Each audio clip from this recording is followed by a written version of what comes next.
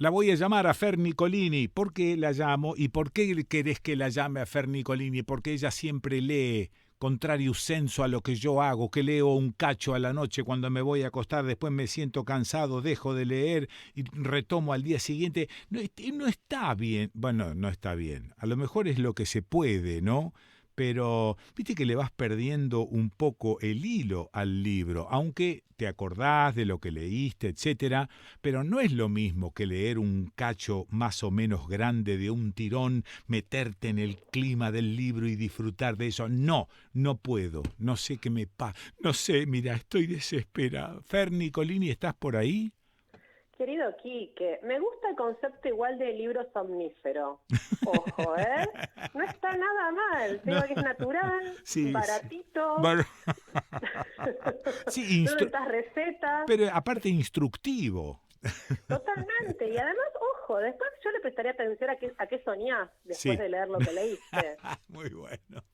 Bueno, dale. Bueno, ¿y ¿Viste? vos en qué andás?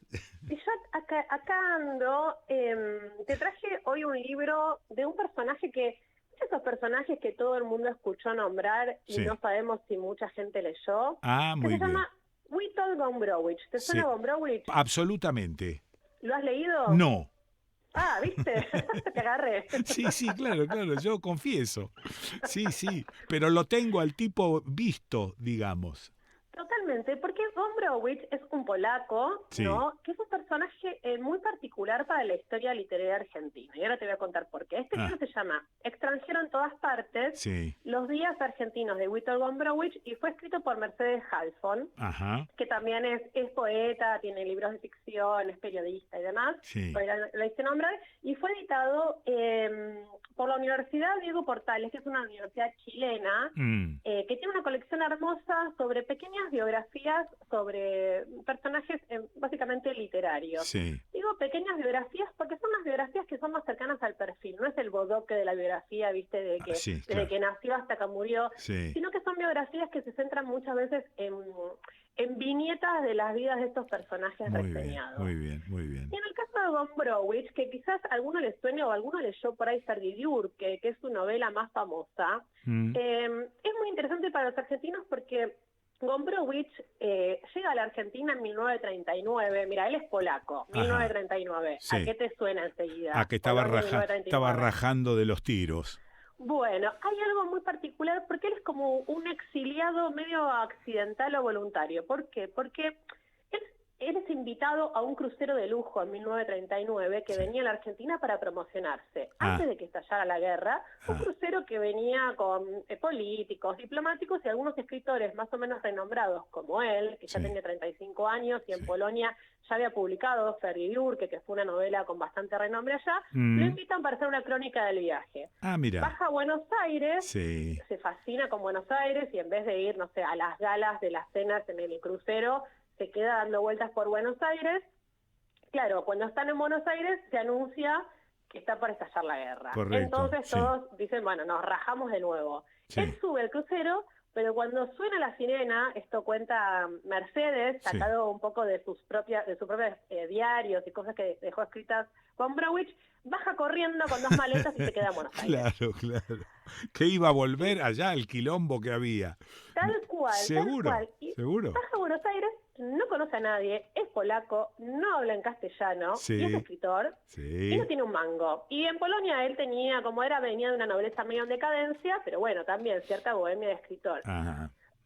Y ahí arrancan sus días, esto es 1939, un personaje muy raro, un personaje que siempre estaba como en contra de todo, pero generaba cierta fascinación. Sí.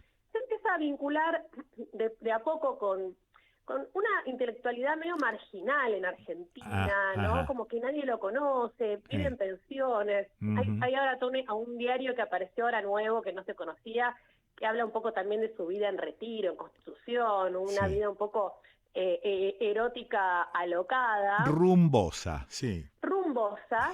Y lo que hace Mercedes me parece muy interesante es que se centra en esta vida de Gombrowicz en Argentina, que él estuvo 24 años en Argentina. Después de Perdón, cómo logra sí, ella saber detalles de esa vida? ¿De dónde saca eso? ¿de dónde saca? Bueno, Gombrowicz lo que tiene es que él escribió un diario donde bueno. él escribió 2 diarios. Uno se llama Diario, que Sí. habla un montón de su vida, diario en Argentina, Sí. y otro diario que se acaba de encontrar, que lo encontró su última mujer, Rita Gombrowicz, que se llama Cronos, que es el lado B del diario. Pero Bueno. también Mercedes lo que hace es entrevistar a personas que o lo conocieron o escucharon de él. Sí. También hay mucha gente que escribió sobre Gombrowicz, porque Gombrowicz generó como una fascinación en la Argentina, pero dentro de, yo te decía, como una intelectualidad medio marginal, porque por Sí. ejemplo el Grupo Sur, él se hizo amigo de Mastronardi intentó Claro. meterlo ahí adentro, pero no le dieron mucha pelota, él era como demasiado excéntrico para ellos. Sí. Y a él le resultaban demasiados snobs, tipo Victoria Ocampo, Claro. Borges. Los, No le interesaba. los bienudos de la literatura Los bienudos. argentina. Claro, él les copaba más como el bajo fondo. Él Seguro. paraba mucho, por ejemplo, en el café del Cine Rex, que él jugaba al ajedrez, y mucha gente se reunía alrededor de él, y ahí empieza un poco su vida también, porque claro, él era desconocido acá, Sí. pero había tenido su pequeña fama en Polonia, entonces con un grupete así medio de amigotes, empiezan a pensar en la traducción colectiva de Ferdiurque. Él casi no sabía castellano, entonces Sí. empiezan a traducirlo, y ahí hay una rareza que Virgilio Piñera, el escritor cubano, Sí. estaba en la Argentina y se suma a esa mesa y empieza como a liderar la traducción de Ferdiurque.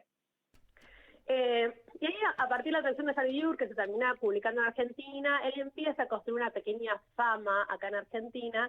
Y lo que hace Mercedes es como empezar a buscar, a través de unas viñetas de momentos de su vida acá en Argentina, Sí. y de testimonios de quienes lo conocieron y de cosas que están escritas, va armando como todos estos momentos de cómo un escritor que había sido famoso en Polonia, Sí. viene a Argentina y no lo conoce nadie, y vive en pensiones de mala muerte y no tiene un mango, Sí. se empieza como a redimir y a reconstruir de nuevo, ¿no? Mira. Acá en la Argentina. Sí. Siendo Gombrowicz, empieza a ser Gombrowicz en Argentina y todo lo que eso significa. ¿Cuánto tiempo estuvo acá? 24 años. Y después papá. Sí, un montón. Y después hay un momento muy interesante porque él se fascina con Tandil, y en Tandil también conoce unos jóvenes poetas, entre los que está, por ejemplo, Di Paola. Ajá. Y después más adelante, por ejemplo, ya casi yéndose de Argentina en el 63, cuando ella la pega y Ferdiurque lo empiezan a publicar en toda Europa también, y lo traducen, y acá él escribe obras de teatro y las montan, una se llama El Casamiento, que fue muy famosa, ya empieza a ser como conocido. Sí. Por ejemplo, lo conoce a Miguel Grinberg. Ajá. Sí. Y seguía pasando lo mismo, como que había un mundillo que lo conocía a Gombrowicz, pero por ejemplo en los medios de comunicación no salía, nadie le hacía una entrevista. Entonces hay una anécdota muy linda que Miguel Grinberg, por ahí varios de tus oyentes lo conocen, falleció hace poquito, que Miguel se acerca y le dice que lo quiere entrevistar, y Gombrowicz le dice, pero a mí nadie no te la van a publicar en ningún lado. Y Grinberg le dice, me la van a publicar en La Razón, vas a ver. Entonces lo entrevista a Gombrowicz y efectivamente la nota sale en La Razón, Gombrowicz no puede creer, y ahí lo acepta como amigo. Ahí está. ¿No? Sí. Y ahí le deja sus libros y generan como un vínculo. Bueno, me parece muy interesante también como a partir de personajes de cierta cultura argentina nosotros reconocemos, pero que no son los de siempre, ¿viste? No es una escena literaria clásica. Mercedes logra como reconstruir la figura de Gombrowicz, que es fascinante también, porque era un tipo que nadie lo podía clasificar, estaba en contra de todo, tenía ideas políticas nunca encasillables, ¿viste? Claro. Como más allá de su literatura, que también el que entra a literatura le va a encantar, aunque no lo hayan leído, con esta biografía es un buen modo de entrarle, como personaje me parece que uno lo puede leer más allá de conocer sus libros o no. Decime el nombre de esa novela que fue traducida. Ferdiurque, ahora, por ejemplo, toda la obra de Gombrowicz, que tiene obras de teatro, tiene novelas, tiene diario, está todo editado por Cuenco de Plata, que por suerte se consigue en todas las librerías ahora, así que el que quiera entrar a Gombrowicz pueden ir a una librería y pedir algo de él y lo va a encontrar. ¿Y esa novela famosa de qué trata? Ferdiurque es una novela muy interesante porque la tesis de Gombrowicz para Ferdiurque es que él está en contra él está a favor de la inmadurez. Y está en contra de los preceptos de la vida adulta. Sí, muy bien. Y hay que leerla porque describirla es difícil, porque lo que tiene Gombrowicz es que parece que está hablando de una cosa, pero ya está hablando de otra. Y lo que él habla todo el tiempo, que es como su tema, es esto, de él tenía mucho humor, era como muy juguetón, y eso lo vincula todo el tiempo a esta idea de juventud, de inmadurez, de por qué tenemos que ser serios y adultos si podemos ser jóvenes e inmaduros toda la vida. Es un flor de cuestionamiento ese, ¿eh? Flor de cuestionamiento, sí, tal cual. Sí. Bueno, volvamos a este Broly. ¿Me vas a mandar un cachito? Te voy a mandar un cachito y te repito entonces el título para quien entró después. Sí, claro, dale. Se llama sí. Extranjero en todas partes, los días argentinos de Witold Gombrowicz por Mercedes Halfon, y editado en colección Vidas Ajenas de la Universidad Diego Portales. Gracias, Fernanda Nicolini. No, gracias a vos, siempre un placer. Beso grande. ¿La escuchaste? Abrazote. Gracias. La escuchaste a Fernanda Nicolini. ¿Y dónde la escuchas? ¿Y dónde la vas a escuchar? Aquí, en el desconcierto. La escena es medianamente así. En una plomiza mañana de invierno, el Shrobry, un crucero de lujo que zarpó de Polonia y navega hace más de 20 días en el Océano Atlántico, se acerca a Buenos Aires. Entre los pasajeros hay diplomáticos, empresarios, políticos y algunos escritores invitados por la compañía naviera para cubrir el viaje que se hace por primera vez. Entre ellos está Witold Gombrowicz, joven escritor de vanguardia, ojos punzantes, boca despreciativa. La ciudad desde el río se ve misteriosa, casi borroneada. Sus líneas parecen menos refinadas que las de París, pero más modernas que las de Varsovia. Los pasajeros bajan a conocer este lejano país. Frío, humedad, manos en los bolsillos. Tras el pequeño paseo del Puerto Nuevo aparece Retiro, la Torre de los Ingleses, la calle Florida. Algunos vuelven al barco, donde los esperan recepciones múltiples preparadas por embajadores y personalidades de la comunidad polaca y argentina. Pero Gombrowicz no. Sigue caminando. Vuelve a dormir al barco y vuelve a salir. Durante varios días agota esas calles, esas caras, esos rasgos de hombres y mujeres del sur. Algo se abre, o quizá se rompe. Algo se desprende. Mucho tiempo más tarde escribió en Transatlántico: yo lo miraba todo como por un telescopio, viéndolo todo tan ajeno, nuevo y enigmático. Mientras se suceden los agasajos, los tés, las recepciones, llegan noticias del otro lado del océano. La tensión entre los países centrales aumenta. Alemania y Rusia firman el pacto de no agresión. La guerra se percibe inminente. El Shrobry recibe la orden de volver a Europa con todos sus tripulantes. Gombrowicz va al puerto, hace que le suban el equipaje, se despide y embarca. Pero cuando suena la alarma que indica que el barco está pronto a partir, tiene un impulso, baja rápido la pasarela con sus 2 valijas al muelle.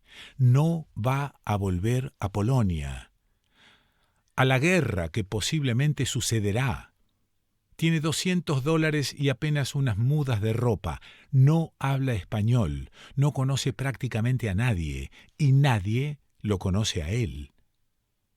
Algunos dicen que fue el 20, otros el 21, otros el 22 de agosto de 1939.